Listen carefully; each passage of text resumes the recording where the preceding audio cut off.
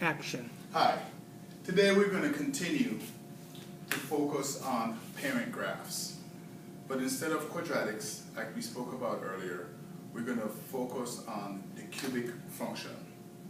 Now the only difference between the quadratic and the cubic function is the cubic function has a degree of 3. As I said before, and you guys always laugh, the fruit doesn't fall far from the tree. And therefore, we always start with the parent. Now, sometimes I have parents that I meet in parent conferences because your kid cut up and created a problem and I had to bring you in. And then I meet you and you're just such a wonderful parent.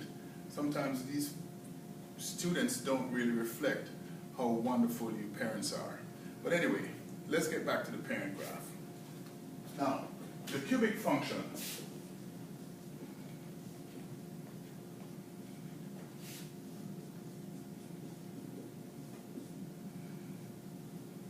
that's the key right there. The degree is of power of 3, degree 3. Okay? And that function, from a parent perspective, looks like this.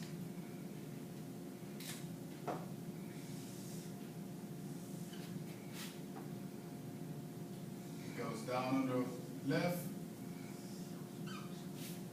and up on the right. And if I was to change the sign of the cubic function,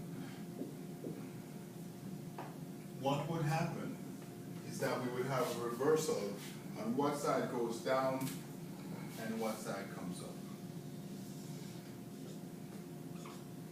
Okay? So that's your parent graph of the cubic function. Now, the transformation model and the framework that we talked about earlier with the quadratic also applies here. And I'll just put the framework here. A x minus h cubed plus k. A deals with how thin the graph is, if the number is greater than 0 and higher, or how compact the graph is if it's close to 0. Now if it's negative, as I just showed you here, it reverses its orientation. Let's talk about transforming the cubic function.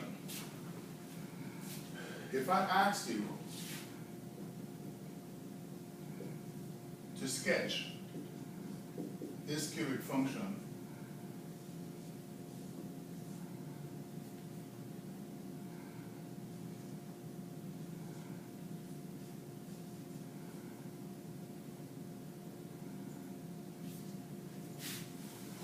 one thing I need to point out, which is very important.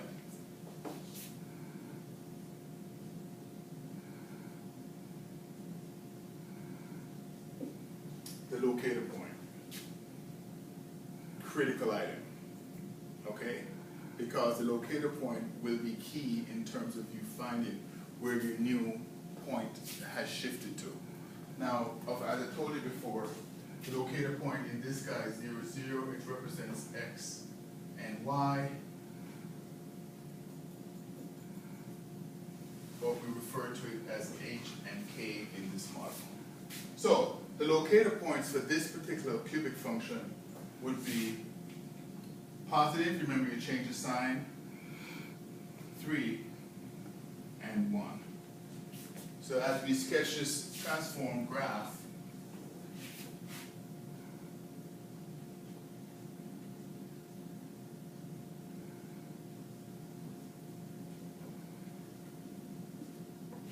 your locator point would be 3 and 1. That's your new locator point. On some exams, they only ask you for the new locator point. They don't even ask you to sketch a graph. They want to make sure you have a good understanding of what the new locator point is. Okay? So therefore, from a sketching perspective, this graph would look something like this.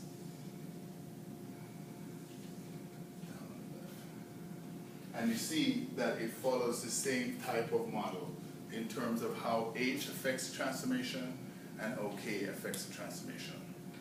And this is the premise of our transformation of parent graphs.